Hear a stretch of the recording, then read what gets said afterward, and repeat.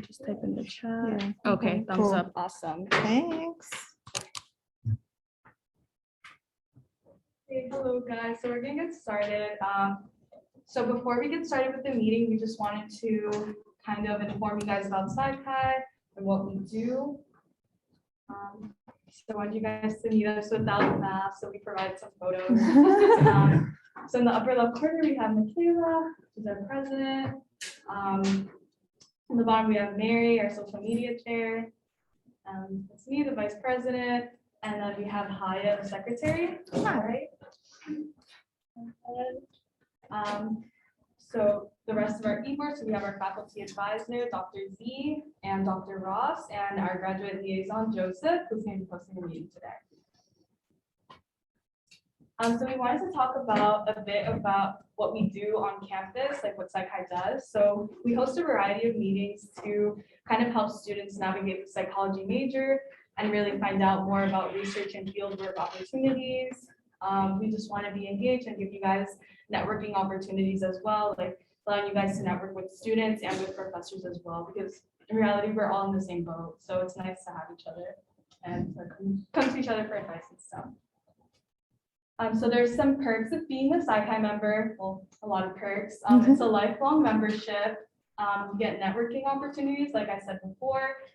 There's scholarships and grants available once you are a member. Those are available on the website. You get to wear a cord as an honor at graduation. And there's a lot of resources on the SciPi website. You can find conducting research opportunities, tools for research, how to get involved, or if you want to learn more about that. There's also undergraduate awards and grants. So you can get grants for conducting any research that you might be interested in. So this could be like a summer internship type of thing. So there's a lot of benefits to that. So now I'm going to talk a little bit about the application process, but I do want to mention, although there are some really amazing perks of being a SciPi member, you don't have to be a SciPi member to attend these meetings. So any meeting that you see us post on our Instagram, we're going to have 2 more this semester. You're welcome to come even if you are not an official member of the Honor Society. But if you are interested in applying to be a member, here we'll have a link. It's also in our link tree in our Instagram.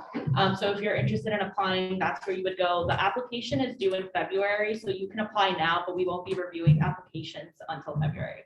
And here on the screen, this is basically what it would look like. Once you press apply now, it'll actually show you probably extremely similar applications to what we have here. After you submit your application, you would receive an email from our faculty advisors letting you know that you've been accepted. And the next step after that is paying your one-time membership fee of $55. Once you pay this, there is no additional fees and you're a lifetime member. You will also be getting an email with your member username, ID, and password with a summary of different benefits that come with being a member. You would use this username and ID to log on to the SciPi website to apply for scholarships and grants, etc. The last 2 years, we've had our induction ceremony online virtually, but we're hoping to have this year's induction in person. We'll have more details on that later on. And we really hope that you guys follow us on Instagram and Facebook to stay connected with updates. We always post our flyers. The link to apply for SciPi will be on our link tree. If you have any questions that you're not able to ask us now, you'll also be able to find our email on our Instagram. So we really encourage you guys to follow us. Yeah, you guys could always DM us as well or send any messages if you have any questions at all about anything. And now we're going to turn it over to Joseph. So I do have to connect over there. Right.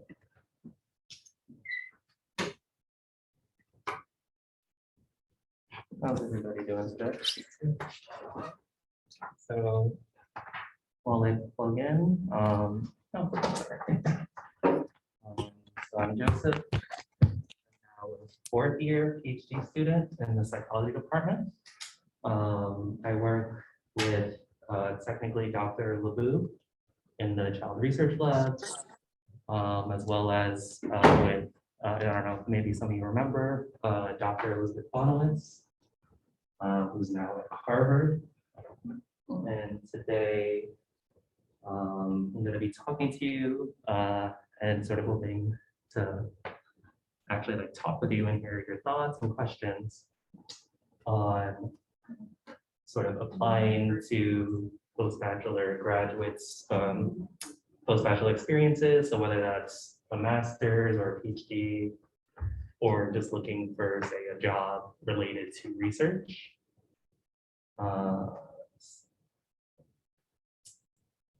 So I'm hoping that I'm going to just be a little more conversational, bring up points here and there. And at any point you feel like you have a question, just feel free to raise your hand and hopefully I notice. Oops, I tend to look at the slide.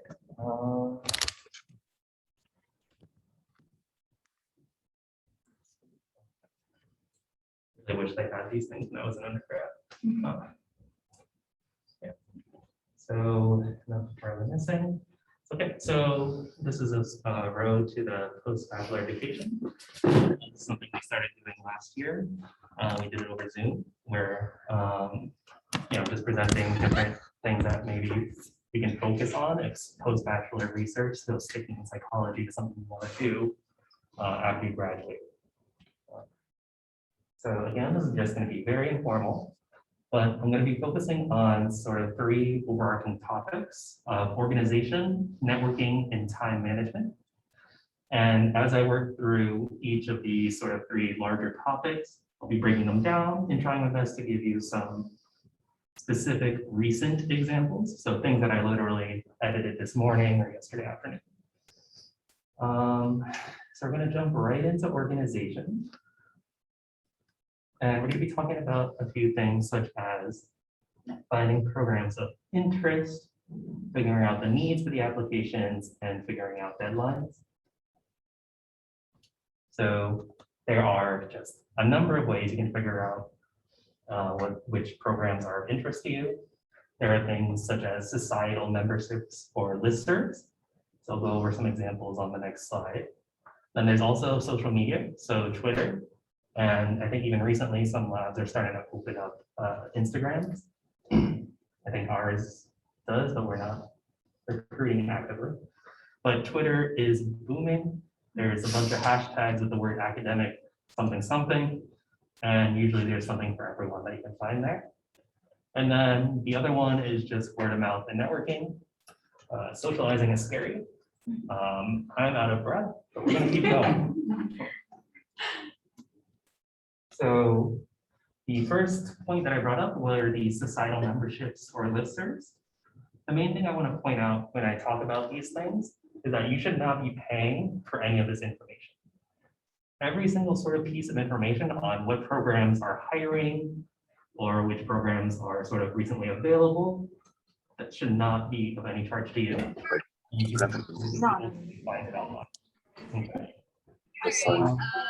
It's like a big ass hole or some shit. It's called.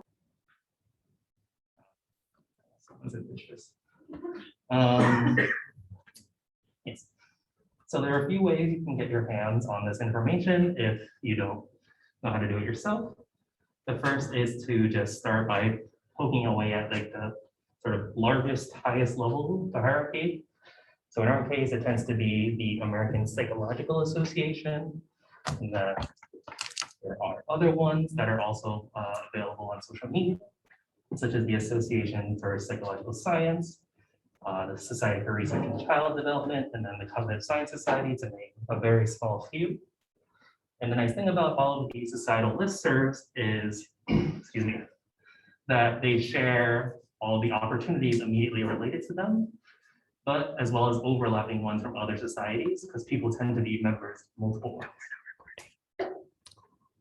So hopefully you guys can read at least the title of that. So this is a post from earlier today, actually, where someone is looking for master's students and they're actively recruiting them. So typically it'll include a very short summary of the program, as well as like direct links if it's over the listserv. So there's a lot less ambiguity because you tend to be getting it directly from the person trying to hire. right? And again, you can find not just excuse me, graduate coursework. So there's master's ones, there's PhD ones. They also hire research technicians and research staff. Totally just gonna share.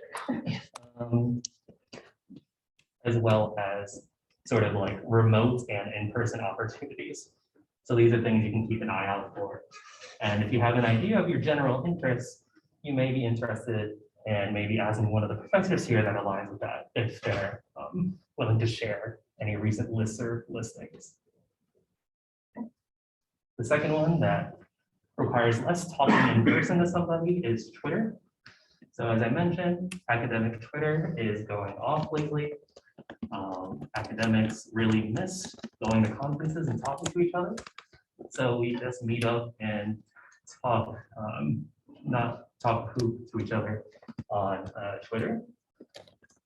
So for example, here is the one for the APA Association. There are sort of non-official ones, such as Open Academics. Some of these tend to be multidisciplinary, so it's not just psychology. However, you might find that the skills you develop as a psychologist overlap with other fields indirectly. You may be developing skills that are sort of soft skills, like being able to use Excel and SPSS, learning how to communicate information to the audience, so public speaking and things like that. And then finally, you can see direct advertisements from people hiring themselves, similar to the listserv, except now you get a face to the person, and you can also sort of browse their Twitter profile and get an idea of what kind of person they are.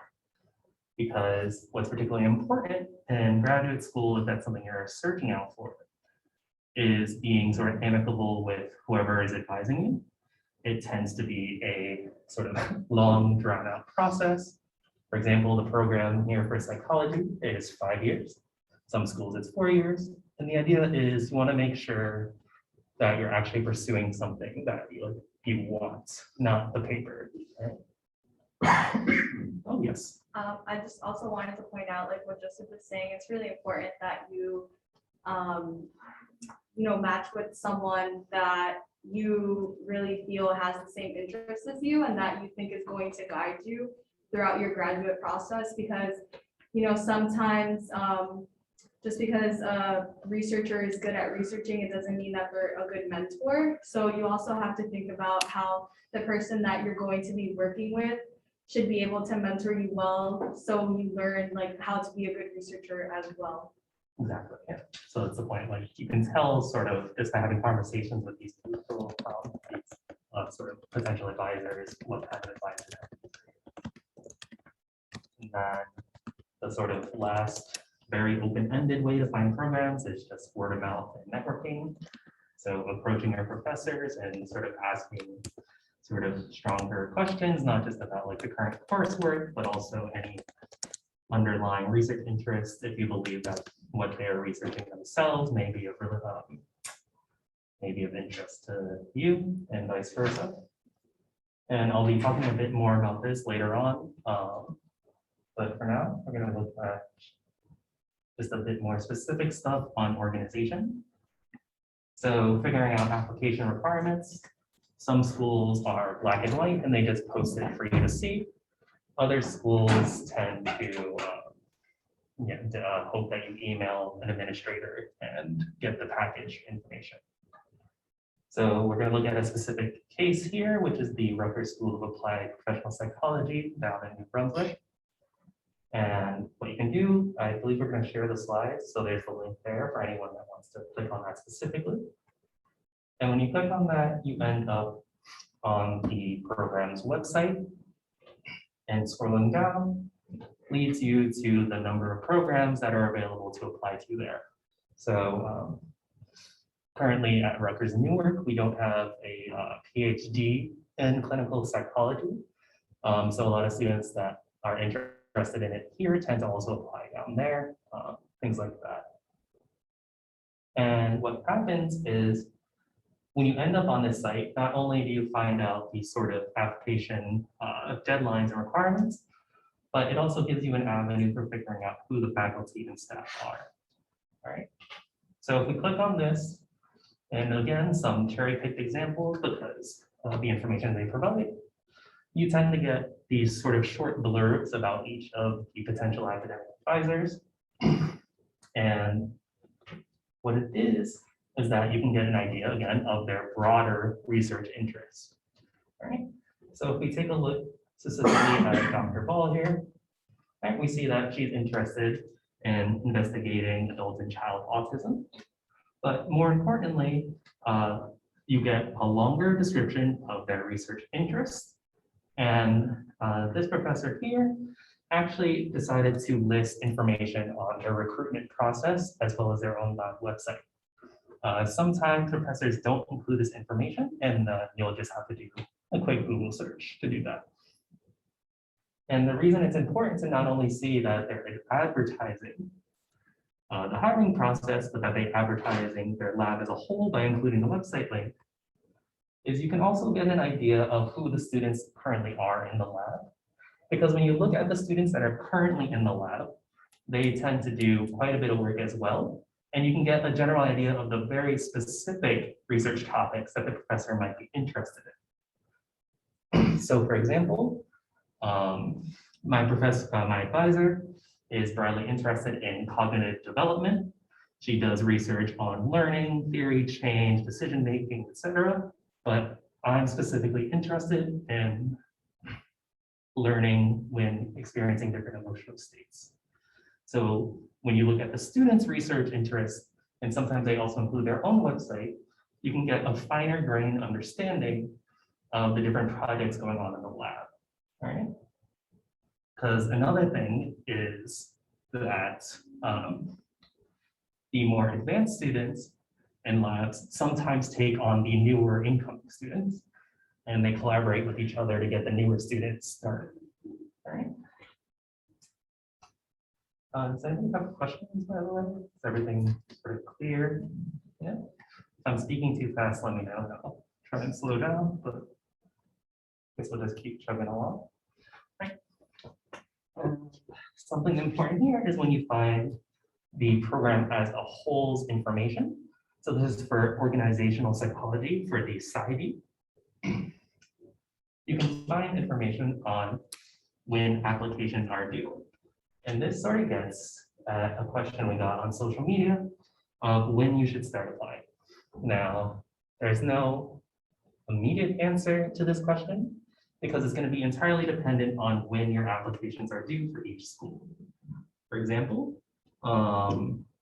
master's programs tend to have due dates sometime in January, February, sometimes even March. But PhD programs sometimes have applications due as early as the end of November or even in December. So something that you need to keep in mind is that you're regularly checking your programs of interest to make sure you're not falling behind and have to rush, because they tend to require things like recommendation letters, and you don't want to sort of throw that on a professor who probably will either reject it or give you a particularly weak letter that's just generic. All right. Right. Moving forward, I'm going to talk now a little bit about networking. And this is in terms of reaching out to potential advisors, as well as reaching out to potential reference letter writers. Yes. There's a question. Sure. Does Rutgers any branch have a master's program in counseling that fulfills the LAC requirements? Rutgers.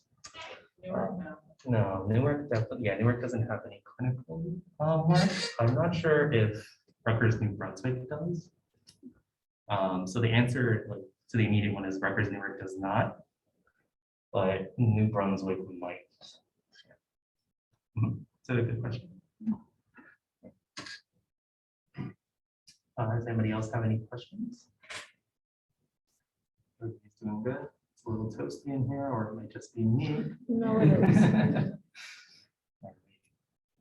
So again, networking is important because we want to reach out to potential advisors, but we also want to make sure we're keeping in touch with our reference or recommendation letter writers. And the reason you might want to do that is because you might want to figure out their academic interests, want to make sure they know how awesome you are recently and what you're doing. And you also want to keep up with them to see if maybe they're also doing a project that you would be interested in and seeing if they have an opening or some work you can do for it. Okay. And it's important to network early, I think. And this goes hand in hand with the when to start applying. So figuring out when to sort of reach out to someone feels like sort of the sooner the better, like the best time is like yesterday. And the idea is that graduate students are particularly stressed. I think we're one of the most depressed categories in America. And it's just because we tend to isolate ourselves, not we, I've been working on it. People tend to isolate themselves and trying to just get their work done, thinking it's sort of about this perfectionist mindset when really science is collaboration, right? So don't be afraid to reach out to someone. The worst thing that can happen, is like you just get ghosted, right? I mean, it happens in every realm of the world. So thanks for the laugh. Yes. As I mentioned earlier, it's very important to figure out your academic interests early. You don't want to be applying to a program that's interested in investigating autism if you yourself are interested in investigating dyslexia, just because they're investigating disorders. You don't want to be in a lab that investigates child development, that focuses on emotions when you're actually interested in cognition, because they're not the same thing. There are very specific niches that are always sort of specific to each lab, as I mentioned, and that get finer and finer as you move down the sort of advisement hierarchy. And the other reason is that graduate school is intense. You tend to take courses for another 2 to 3 years at the graduate level, and they're basically just 2 to 3 years of writing intensive courses. You tend to have to read a lot, and you tend to get filled with meetings and things like that. So it's something important to keep in mind when you're applying for schools, if that's something you want to do. And remember that it's a long haul. And then the sort of second point of figuring out not only your own, but other people's academic interests is the need to adjust application materials to the school or program you're applying to.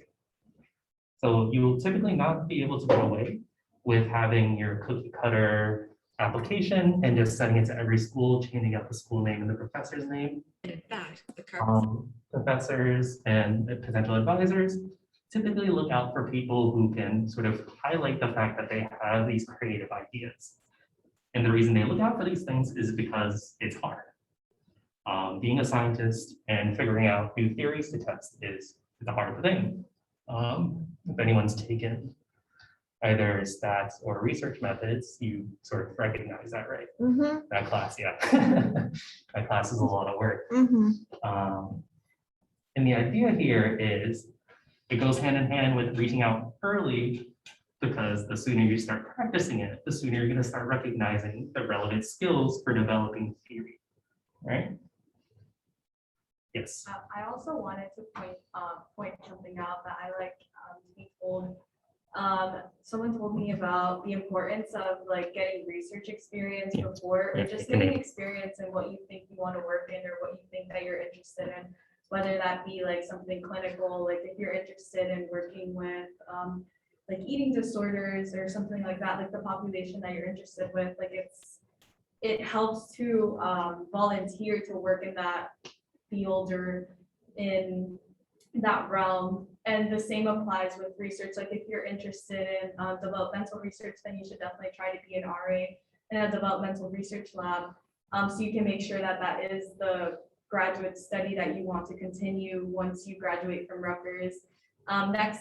Next month, we are going to be having a meeting talking about how to get involved with research on campus. So make sure to look out for that. But also, like next semester, we're going to talk about how to get involved with jobs other than just research, because Rutgers-Newark is a primarily research-based university. So I feel like we don't really have that many clinical opportunities available to us, but there are opportunities out there, so we are going to be talking about that. So I just wanted to point that out. Yeah, that's an excellent point, and thank you for bringing that up. I think we're on the same mindset because I think I updated some slides to account for that. 'Cause I think last year we got a lot of questions on sort of not masters or PhD, but like, what if I just want to work? You know? Oh, Yeah, yeah. it's like, what if I got loans, you know? Can I So, just say one quick thing? Yeah, go ahead.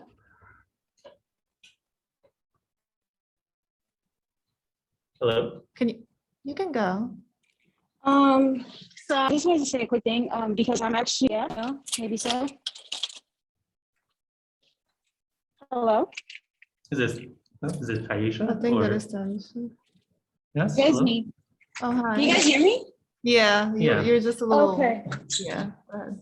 sorry about that. I just wanted to say a quick thing in regards to, I think what Diamira was just saying.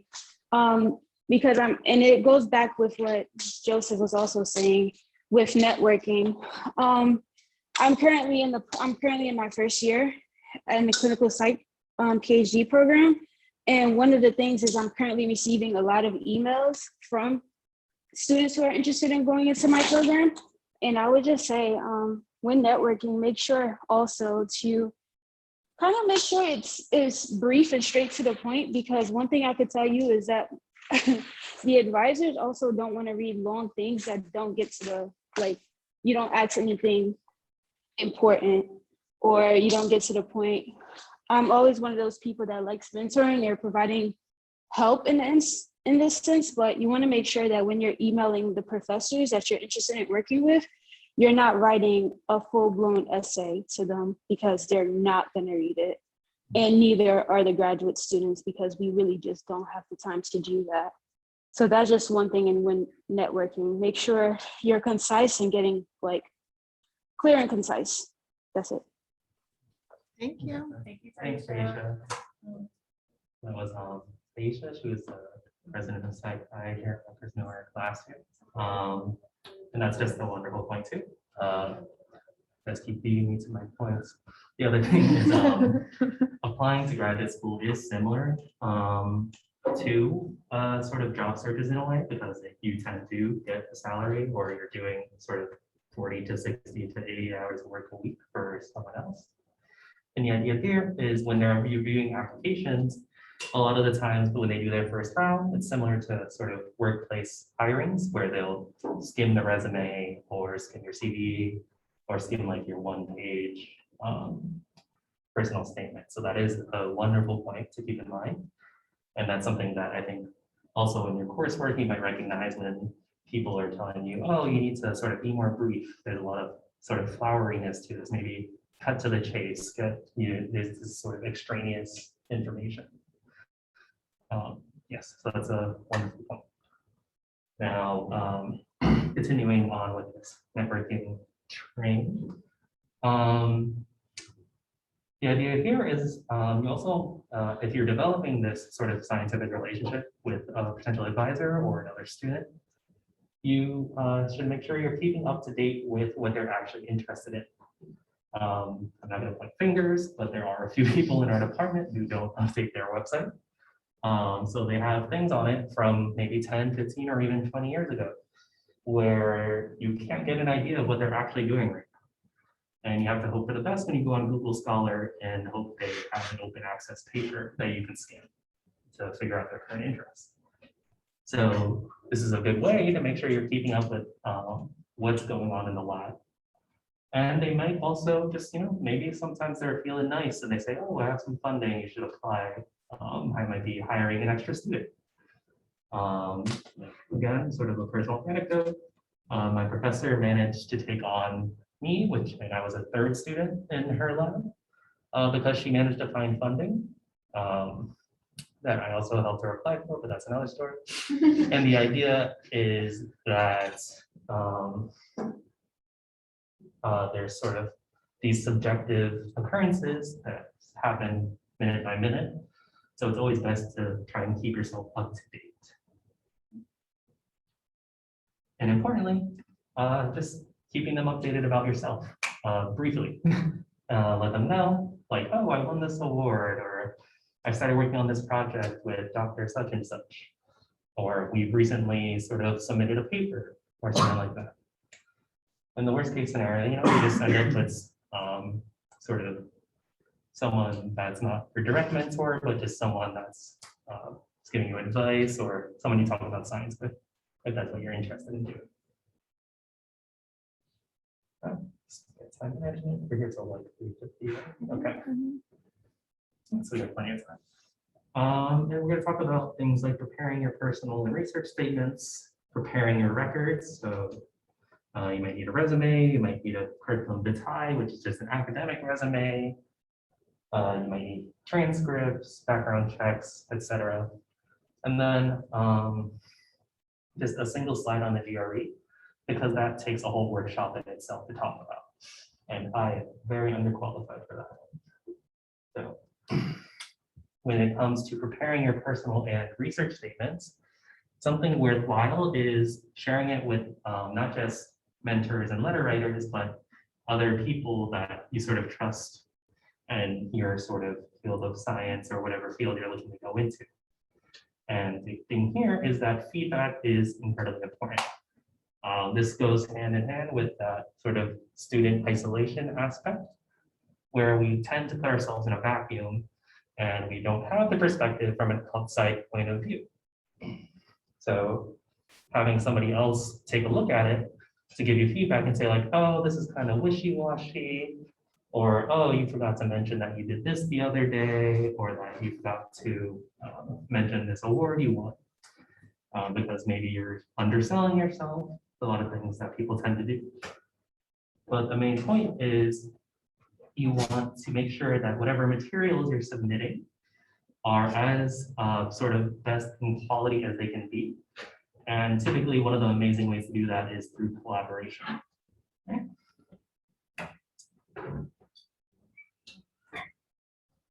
And the idea here is someone had asked about asking for letters of recommendation, or when to start asking for them in general. And the idea is you might have either an outline or even a finished like first or second draft of these materials if you really, really want to help out the person that's writing your letter. First of all, to show them that you're devoted to the work and that you're involved in it. It's not just something you're applying to on the side because you just want to make sure your parents are happy or anything. But it also gives them, again, an idea of who you are as a person. Like, what about yourself are you trying to sell? And what about yourself are you trying to say you want to improve or focus on researching? Or even if this is like a cover letter for work, a way for you to see what sort of strengths that other people related to your field might think you should include. This is, again, that sort of mindset and perspective issue. Right. And the idea here is, as with just applying in general, sooner is always better. It's never too early to get in contact with someone about a program you're interested in applying to, because it's always better to give them 2 months and then they end up writing it the last day anyway, as opposed to asking them the week of and them saying, oh, I'm fully booked. Right? And that also is important because typically you'll have to revise and update your personal or research statements. And as I mentioned earlier, this should be tailored to each school that you're applying to make sure you're giving yourself the best chance of getting it. One way you can make sure that you're highlighting for the schools that you're worth being sort of recruited or for a workplace or a job is by looking at the specific call or application portal and seeing if there are specific questions they're asking, specific skills that they're highlighting of interest, basically what the position wants you to do, and explain how you are the best person to either learn how to do it amazingly or capable of doing it amazingly already. And this sort of gives you a way to point out how you yourself can grow, as well as how you can help wherever you're applying to grow, whether it be a school or workplace. Okay. And this is sort of just a very useful writing resource, whether it be for academic papers, cover letters for jobs, research or personal statements for schools. And it's entirely free by Barbara Sebeka. I think she's at California Irvine right now. And it just goes into detail about seeing these things as a meaningful process. You don't just push it out because it's due tomorrow or things like that. Right? Because that's how you really sort of excel and sell yourself in the workplace or in academia. And then sort of really hammering in the importance and sort of relevance of social media regularly, especially nowadays. People are posting free sit-in workshops where you can get practice doing these things. So this is actually from last year, and I think she's planning to do it again this year by Dr. Candace Mills in Texas. And what she does is she has students in the department as well as herself go through like a workshop like this, as well as taking time to sit down and talk about specific aspects with each student if time permits. Then it's just these tiny, tiny points. Make sure you know what things are required. Most schools require at least an unofficial transcript, sometimes an official one. And schools tend to, but don't always require resumes or CVs. Jobs usually always require CVs, and that might be the only thing you end up sending to them. And importantly, not just any personal statements or cover letters, you should also be making sure you're keeping an eye on your resume or your CV, whichever one you're working on. Some recent studies in the decision-making realm look at what's called the presenter's paradox. And the idea of the presenter's paradox is that, say, we as presenters are trying to share our resume or our CV, and we think that on average, perhaps, or not we necessarily, but on average, people tend to think that when others are looking at their resume, they perform a summation. So like, this is worth 1 point, this is worth 2 points, this is worth 3 points, so it's like a total of 6 points. But when they looked at ratings of sort of people hiring those submissions of resumes, they were actually performing calculations that were related to, say, averaging. So it's a 1 + 2 + 3 divided by 3. So it would actually get a score of 2, as opposed to the summation of 6 that you may believe you're giving them. And the reason I want to point this out is because, again, it's important to make sure you're tailoring things. When you include information that is like kind of cool, like worth a point, it actually brings down the average of sort of the score that the document would have in the eyes of the typical reviewer, right? So it's something to keep in mind in terms of that sort of extraneous or wishy-washy thing.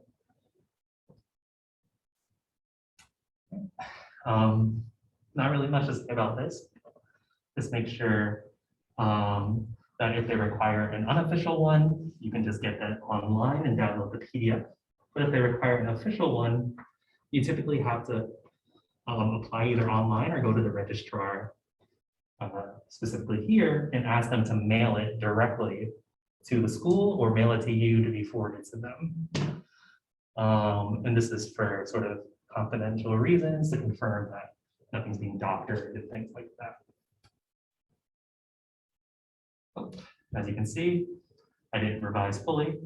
And again, this itself requires sort of whole workshops and one-on-one sort of meeting, as I mentioned, that Dr. Mills tends to do online. And again, this is something worth getting feedback on. So if there's something you can take out of this, it's sort of share with other people what you're interested in doing and ask them for feedback. Whether or not you incorporate the feedback, I mean, you're your own person, but at least consider what they're trying to get at when they share it with you. And I can sort of GRE. The main thing I would say on this is to make sure that the school even requires it anymore. A number of schools in the past year have just dropped it entirely. in particular schools throughout California. Forget what other states, but California is the example state, so you can get an idea of what I mean. You need to sort of make sure you're recognizing your own needs and studying. I'm an awful standardized test taker, so I took it twice with a few months between. And that's also a good point, is to make sure you're scheduling it so that in the worst case scenario, you have time to take it again. So maybe like 3 to 4 months out, so that you can take it again in 2 months, etc., things like that. All right, do we have any questions before we sort of start wrapping things up?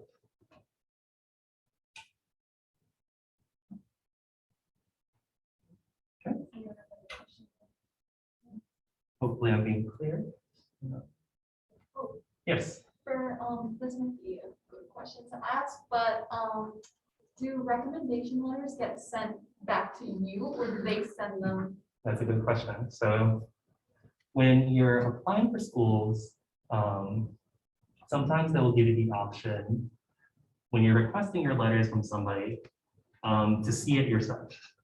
So what you typically do nowadays is you log into the school's website, you make yourself an account, and then you put in the person's email for who's getting the recommendation letter, and they just email it directly. But if you click on the option when it's available to see it yourself, that tends to clue in the recommender that, oh, they're going to see this. I don't want to say like things like that. They might write sort of a more generic, softer letter to not offend you, since you reach out to them for this sort of very personal thing. So it's actually recommended usually that you do your best to not see these letters when it comes to the academic application process. Also because that also shows the school that you want to see what these people are saying about you. Like, you don't feel secure in yourself enough to know that this person thinks well or not well of you. Because then, you know, it's like, why would you choose that person? Like, it gives you, there's a lot of uncertainty that you're building up when you do that. It's a great question. Any other questions? Yeah, How sure. many recommendation letters do you need? And does it have to be from professors or could it be? So that's also going to vary by school. I think Rutgers-Newark, they require 3. For example, I know some schools only require 2. And it'll state who is qualified to submit a letter on your behalf on the website, usually where it lists the requirements. I don't remember for Rutgers-Newark exactly who was allowed to, but typically, if it's an academic program, you would want 3 people you may have done research with or done really well in an advanced class with. Say you took stats or research methods here and you got a really good grade, you can ask the professor and your TA, if you had one, to jointly write you a letter, and that could tend to look good. If you're an RA for a professor and you're an RA, but you end up working directly with a graduate student, not the professor. Both, like, I've written letters for people jointly with the professor. So it really depends on the school specifically. And it's also something to keep in mind, like, make sure you're picking someone that can actually represent what you're capable of, not just the person you got, not just because you got an A in Psych 101. It's like what does that tell you? It's like you can take a multiple choice test. Like, any other questions? That's a great. I'll share like my experience, the only times that they allow or, you know, tell you that you can send a letter back from someone who's not a professor is when you've been like out of school. So like, let's say you left school and then you are now trying to apply to grad programs, they'll allow you to submit letters of recommendations from employers. But what I've seen is mostly they want professors. Yeah, and I think another point like on that is also, if you're applying not to an academic program, like maybe you want to make sure you're submitting letters or getting letters submitted based on people you like research with, not your professor you took class with or people you might have done clinical work with, things like that. Yeah, so these are definitely great points to have. Yeah, of course. Any other questions? Something online? Yeah, it's like, okay. How do you find trusted mentors that will guide you through the grad school application process statements, cover letters, letters of recommendations? I'm currently a senior planning on applying for my master's in counseling this December. Yeah, so that's a great question. So it's sort of who you even speak to yourself. You sort of feel alone, right? And that gets at some of the points on networking. So if you're a student here at Rutgers-Newark, that's all our response. It's just as yes. Yeah. Oh, okay.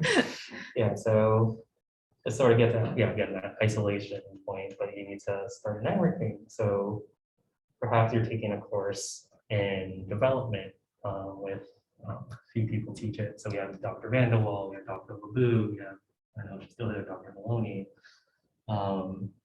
You have somebody that you took a class with on a specific topic that you enjoyed. You might try to reach out to them directly and see if they have any opportunities going on.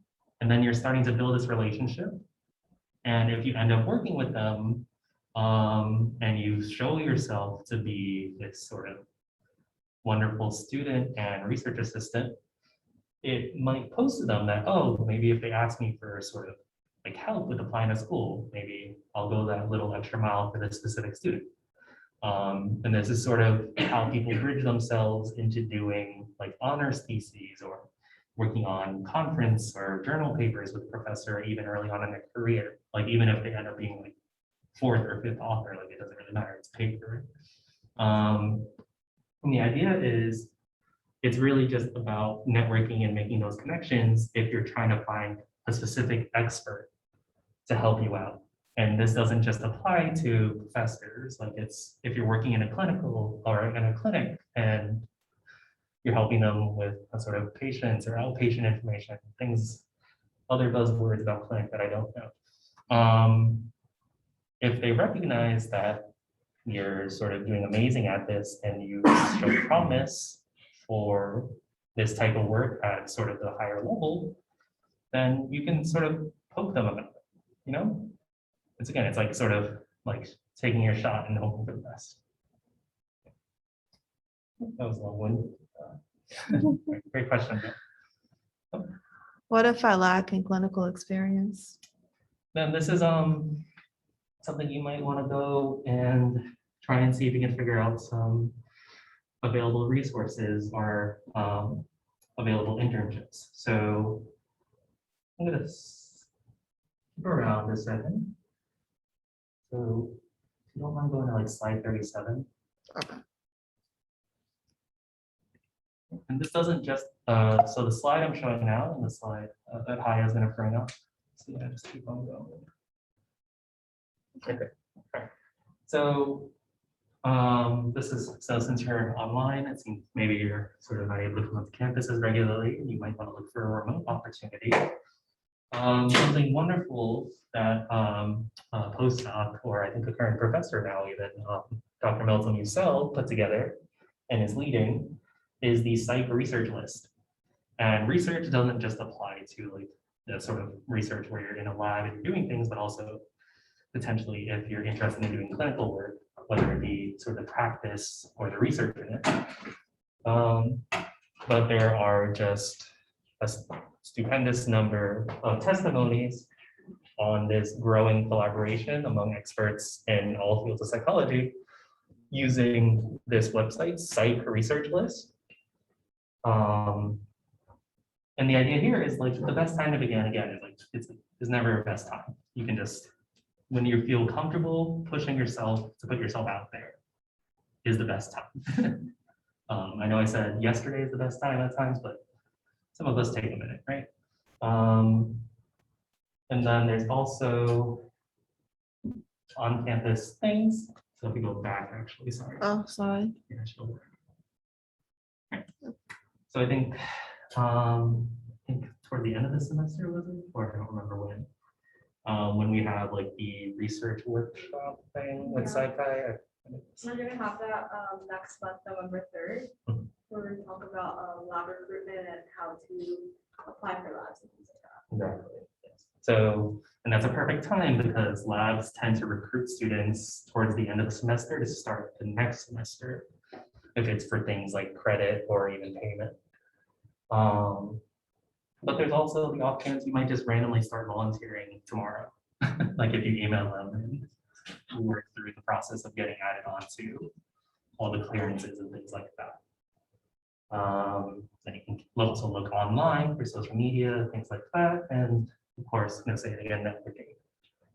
So there's a number of ways you can sort of find these opportunities. And the best time to really start is whenever you think you're ready, or whenever you sort of get that motivation. Great question. Good answer. Any other questions? Yes. The exam, do we take it junior year or senior year? So, yeah. So that's again, that's it depends on when you plan to apply to the schools. You're talking about the GRE? Yeah. So it really depends on when those deadlines are, and what year you plan to take. Some students, this is just a broad announcement. It is becoming very normal to take a year or two between undergraduate and master's or PhD. Like, don't beat yourself up. A lot of people use those years to get experience doing research or doing clinical work or just working in general.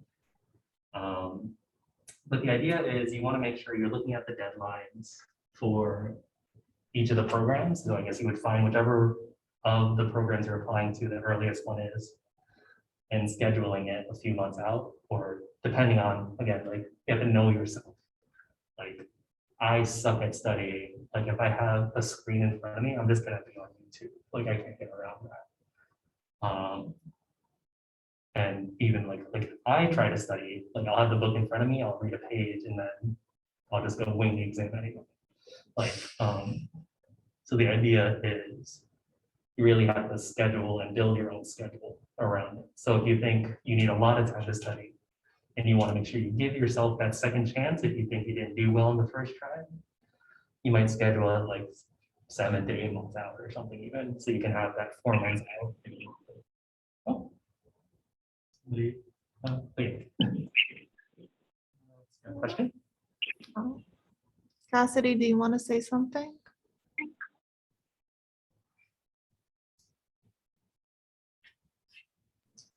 No, sorry, my mic was just on for a second. It's okay. Yeah. So there's no other questions from the audience. I have some other ones from the social media that we pulled from Instagram. So if you want to jump ahead a little bit, I think, or backwards actually. Okay. Sorry. It's okay. And I'm like jumping around sides. There we go. Yeah, follow us. I think we already passed some of the stuff around. But this is the way you can also get in touch with us. Any specific questions, whether it's related to the post-bachelor experiences or just anything in general, like how you can be more involved in psych, things like that. We're constantly checking that social media, so send in any questions that you have. So we already touched on this question. So I'm going to move forward. And now, money. There's a few ways you can get an idea of how to get money for grad school. Master programs vary. Some of them you have to pay for fully outright, no matter what. Some of them give sort of highly rated students that wrote really good research and personal statements a lot of money to help them fund it. And then there are PhD programs similar. For example, the one here, we actually get paid in our tuition remission by being TAs. And then other schools, you are actually sort of on your own except for tuition. You have to apply for external funding through grants and fellowships. Oh, so I don't know if this applies to like going to graduate school for psychology, but I heard that there's this program that if you do like research with a professor in grad school, like your tuition can be paid for. Do you know about that? Yeah, so I'm not sure if this is what you mean, but there's also a case where I think I mentioned when it came to networking, like perhaps your professor has money that they can pay you with themselves and use for tuition remission. Like if they had applied for a grant and it said, oh, I want to hire a student to help me do that. Okay. If you're doing strictly research, that tends to fall onto a fellowship or a grant like that, except that one might have been one you applied for yourself, or it might have been offered to you based on your application to graduate school. Okay. So again, yes, I'm sure those statements are good. Sometimes they just spontaneously give you $10,000 a year. I have a couple friends that got that in our department. Yes, and the idea here is you can sort of find these opportunities for the ones that you have to apply for yourself, either by looking through the sort of university-specific funding opportunities, or looking through sort of advisement opportunities related to funding. So for example, Rutgers recently, the past few years, has had built up a grad fund system, which is okay. And they tend to have a lot of information on external fellowships. So things with like the National Institute of Health or National Institutes of Health, NIH, National Science Foundation, Ford Foundation, Yapos Foundation, you know, people who make Sesame Street, things like that. So for example, if you're looking for school-specific ones, here's an example of Rutgers, Rutgers-Newark sort of university-wide available fundings. So we have like the presidential fellowship, what I mentioned, where they really like you, and then the person you're applying to be advised by, a petition for you to get it. There's a few other ones here. The Dean's Dissertation Fellowship. So if you're at the tail end, you would apply for that to get funding for finishing your PhD.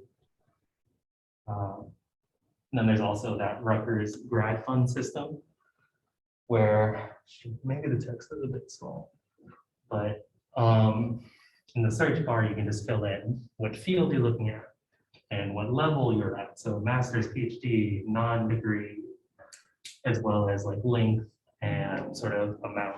So like, I just need $5,000 to, I need $5 million, things like that. Yes. Anybody have any questions about funding things?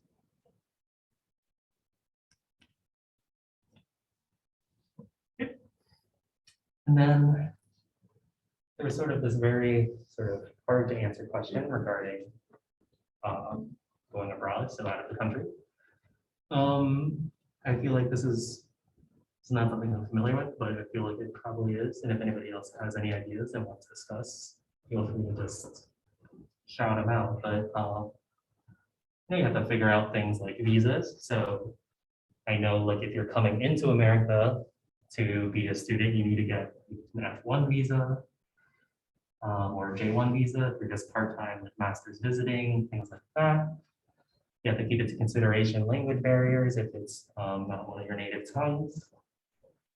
But you can usually find opportunities for abroad research things via listservs or Twitter. So again, I think this one's yesterday afternoon for Morocco. They're hiring for PhD students. Yeah, this is sort of just goes hand in hand with the idea of keeping yourself updated if it's something you really, really want to pursue. And I think that's all I have. Thank you guys all for listening. But happy to talk about any questions related to this. Also, quick thing, if anybody is interested in going into clinical psychology and would like a resource, feel free to utilize my information. I tend to make myself very available to students as I don't want anybody to have like a terrible experience. And first step is actually coming to one of these psych events. So appreciate it for coming to the event. But feel free to use me as a resource if you have any questions and you're interested in clinical psych PhD programs. And also, if you're going to get involved in like social media and being like interacting with like professors, make sure to have 2 separate social medias. Don't have your personal and your educational the same one. Let's not do that. But that's all for me. Make sure you're being PC and not putting yourself too out there. Make sure it's information that's relevant. So how many people are? do you mind actually went back to 10 slides? Oh, Yeah, okay. we just like random things to think about. Sorry. You asked, no, go ahead. Well, you I was asked. asking like who's in the room is actually a senior. Yeah. So, these are just things that a lot of advisors, when you first talk to them about grad school or just research in general, like try and point out, like things to think about. Whether or not you, like, what is exactly the goal in it? What sort of, do you want to take time off first, like, take a year or two to work, or if you have the funds for it, just take a year or two to sort of deal with the stress from not only being a college student, but being a college student in the pandemic. Yeah, thanks guys so much.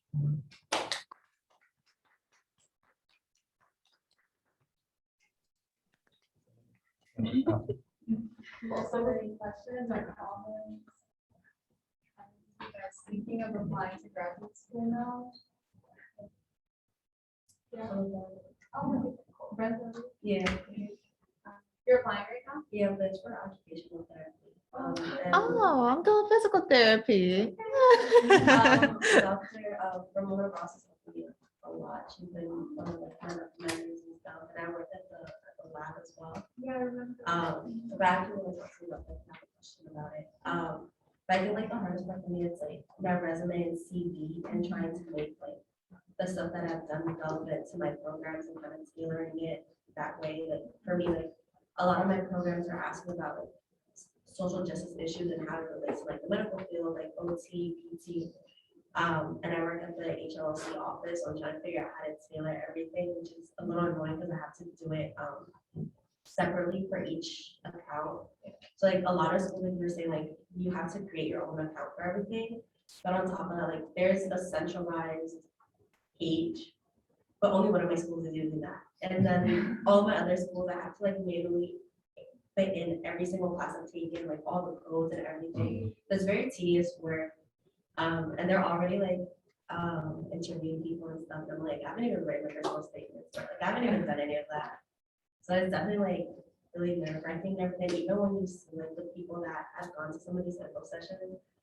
And like there's no diversity in there. Like I have been to a couple and it's just so like imposter syndrome is very real. And I feel like I didn't feel that here at Rutgers, but now at grad school, I'm like, thanks. Yeah. Can I be a little not PC? Am I being recorded? Do you want to stop recording? No, I think it's fine. Okay, I'm speaking facts, I'm not speaking opinion. go ahead, go on. Psychology is heavily white male dominated. The student body is largely female, but the people sort of being brought higher and higher in the hierarchy, it's starting to become more female and non-binary centric.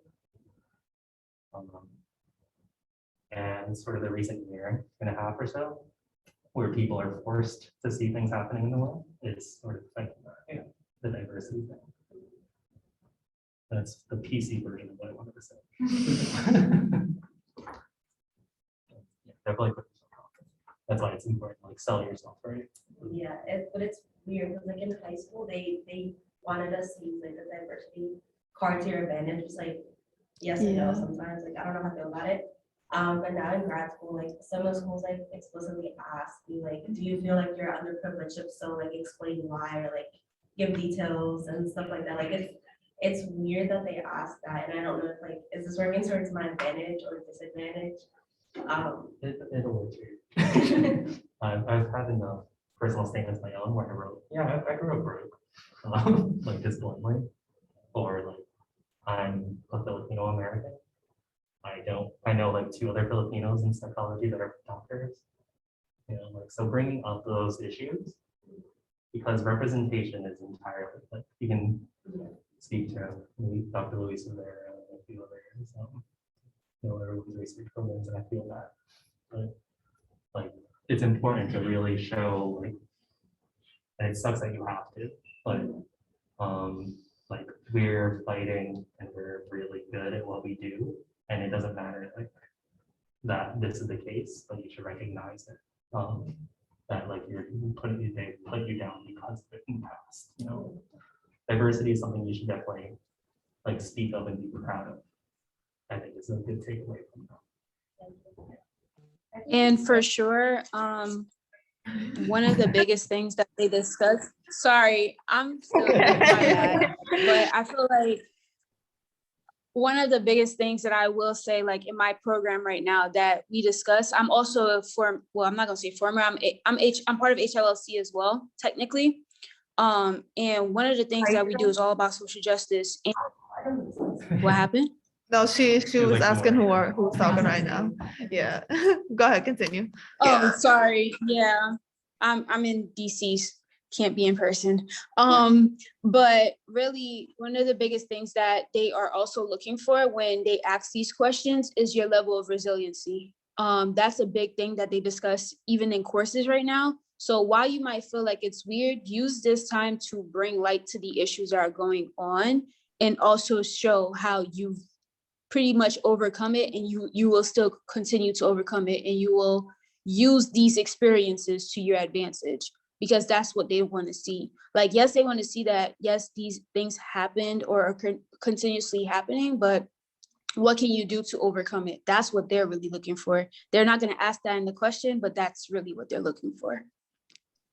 Also, change and how you want to be part of allowing more diversity to come into the field. And like you were saying, I think it's also good to point out to find like a mentor that is diverse with you as well, just so you don't feel like out of place or like someone that can relate to you. Like I know when I was working as an RA, one of my mentors, like the project manager I was working with, she told me that she really prioritized when she was applying to graduate school, like finding a mentor that is ethnically diverse as she is. So that was something that was really important to her, because she felt like she couldn't work well with someone who can't really, I guess, like relate to her or understand.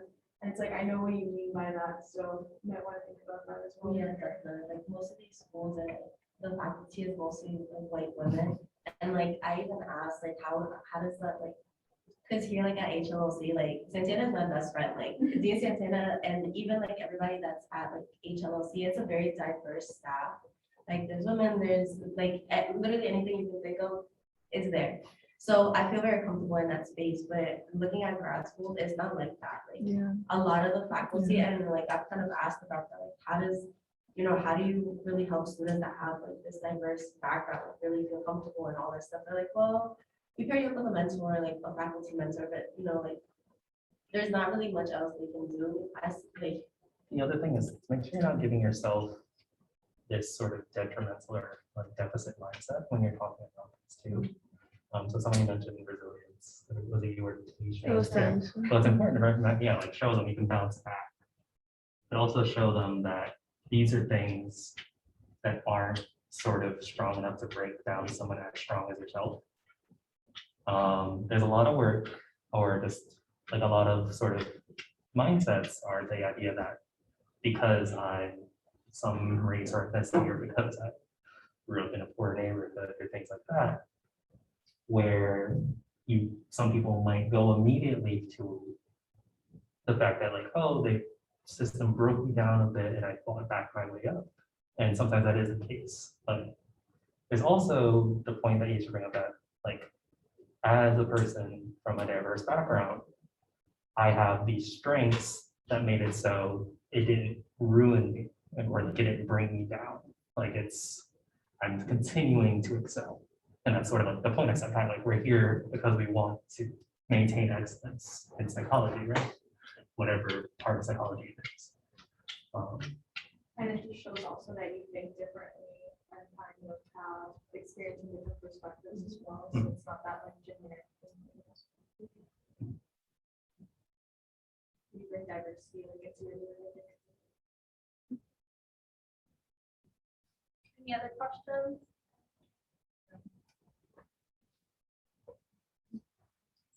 So you mentioned that that you could like take a year or two off like between undergrad and graduate.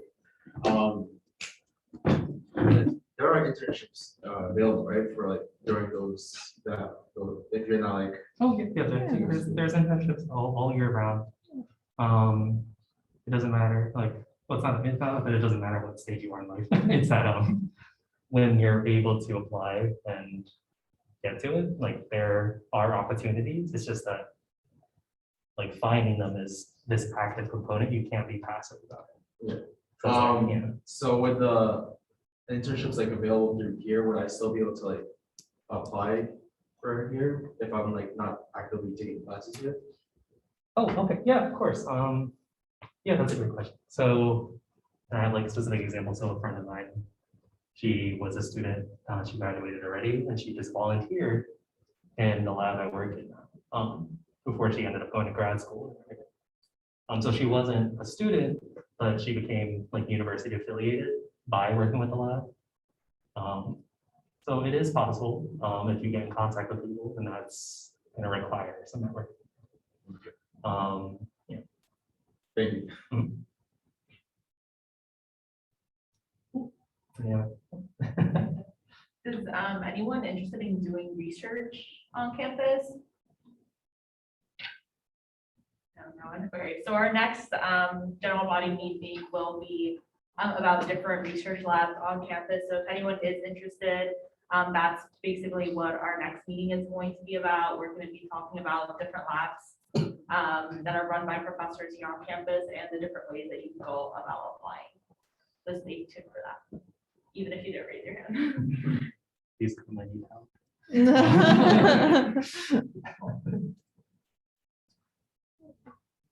Awesome. Thanks so much, everyone, for coming. We really appreciate it. And we hope you guys learned a lot. If you guys have any questions, we're gonna be sitting around here. How do you stop recording? So.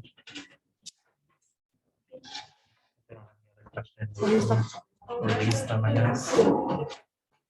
You guys can stop recording, right? Yeah. Okay. What's up, girl? How many people are on there? I was just saying, great there- presentation.